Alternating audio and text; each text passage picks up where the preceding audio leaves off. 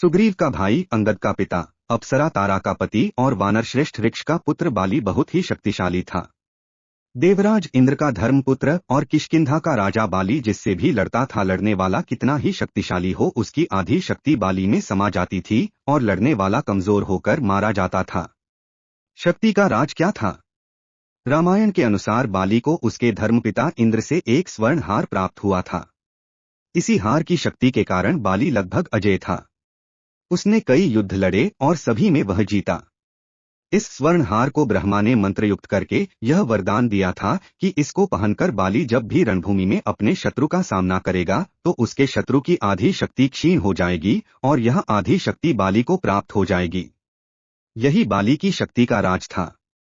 बाली ने कई योद्धाओं का हराया। बाली ने अपनी इस अद्भुत शक्ति के बल पर 1000 हाथियों का बल रखने वाले दुंदुभी नामक असुर का वध कर दिया था। दुंदुभी के बाद बाली ने उसके भाई मायावी का भी एक गुफा में वध कर दिया था। रावण ने बाली की शक्ति के चर्चे सुनकर उससे युद्ध करने की ठानी, लेकिन बाली ने रावण को अपनी कांख में 6 माह तक दबाए रखा था। अंत में रावण ने उससे हार मानकर उसे अपना मित्र बना लिया था। राम भी बाली के सामने नहीं आए। एक भ्रम के कारण बाली के मन में सुग्रीव के प्रति नफरत हो गई थी। इसी के चलते बाली ने अपने भाई सुग्रीव की पत्नी को हड़पकर उसको बलपूर्वक अपने राज्य से बाहर निकाल दिया था। हनुमान जी ने सुग्रीव को प्रभु श्रीराम से मिलाया। सुग्रीव ने अपनी पीड़ा बताई और यह भी बताया कि बाली किस तरह दूसरों की शक्ति को अपने भीतर खींच लेता है। फिर प्रभु श्रीराम ने बाली को छुपकर तब तीर से वार कर दिया, जबकि बाली और सुग्रीव में मल्ल युद्ध चल रहा था। चूंकि प्रभु श्रीराम ने कोई अपराध नहीं किया था, लेकिन फिर भी बाली के मन में यह दंश था कि उन्होंने मुझे छुपकर मारा। तब प्रभु श्रीराम ने उसे वचन दिया कि तेरी यह पीड़ा दूर की जाएगी। जब प्रभु श्रीराम ने कृष्ण अवतार लिया तब इसी बाली ने जरा नामक बहेलिया के रूप में नया जन्म लेकर प्रभाव क्षेत्र में विषयुक्त तीर से श्री कृष्ण को हिरण समझकर तब मारा जब वे एक पेड़ के नीचे योग निद्रा में विश्राम कर रहे थे। इस तरह बाली का दंश या बदला पूरा हुआ। बाली का हनुमान जी से हुआ जब सामना।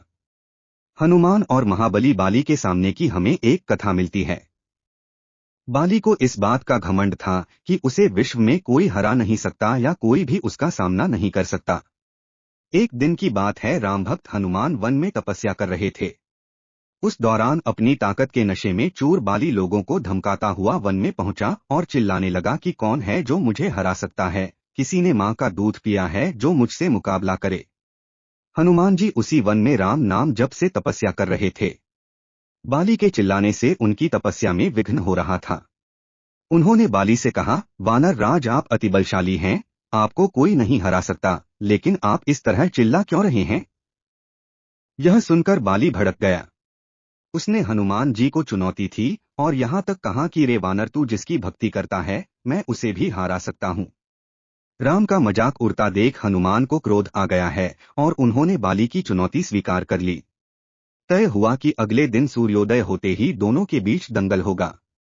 अगले दिन हनुमान तैयार होकर दंगल के लिए निकले ही थे कि ब्रह्मा जी उनके समक्ष प्रकट हुए। उन्होंने हनुमान को समझाने की कोशिश की कि वे बाली की चुनौती स्वीकार न करे, लेकिन हनुमान जी ने कहा कि उसने मेरे प्रभु श्रीराम को चुनौती दी है। ऐसे में अब यदि मैं उसकी चुनौती को अस्वीकार कर दूंगा तो दुनिया क्या समझेगी, इसलिए उसे तो सबक सिखाना ही होगा। यह सुनकर ब्रह्मा जी ने कहा, ठीक है, आप दंगल के लिए जाओ, लेकिन अपनी शक्ति का 10वां हिस्सा ही लेकर जाओ, शेष अपने आराध्य के चरण में समर्पित कर दो। दंगल से लौटकर यह शक्ति फिर हासिल कर लेना। यह सुनकर हनुमान जी मान गए और अपनी कुल शक्ति का 10वां हिस्सा लेकर बाली से दंगल करने के लिए चल पड़े। दंगल के मैदान में हनुमान जी ने जैसे ही बाली के सामने अपना कदम रखा, ब्रह्मा जी के वरदान के अनुसार हनुमान जी की शक्ति का आधा हिस्सा बाली के शरीर में समाने लगा। इससे बाली के शरीर में उसे अपार शक्ति का एहसास होने लगा। उसे लगा जैसे ताकत का कोई समंदर शरीर में हिलोरे ले रहा हो। चंद पलों के बाद बाली को लगने लगा मानो उसके शरीर की नसें फटने वाली है और रक्त बाहर निकलने ही वाला है।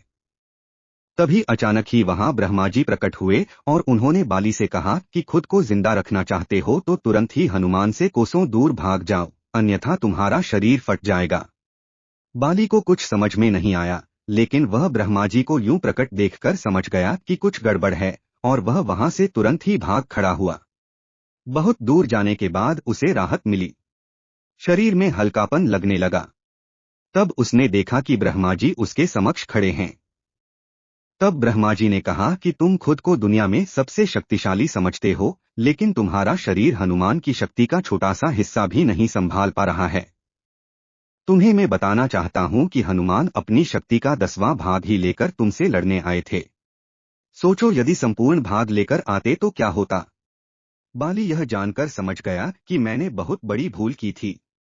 बाद में बाली ने हनुमान जी को दंडवत प्रणाम किया और बोला, अथाह बल होते हुए भी हनुमान जी शांत रहते हैं और राम भजन गाते रहते हैं, और एक मैं हूँ जो उनके एक बाल के बराबर भी नहीं हूँ और उनको ललकार रहा था।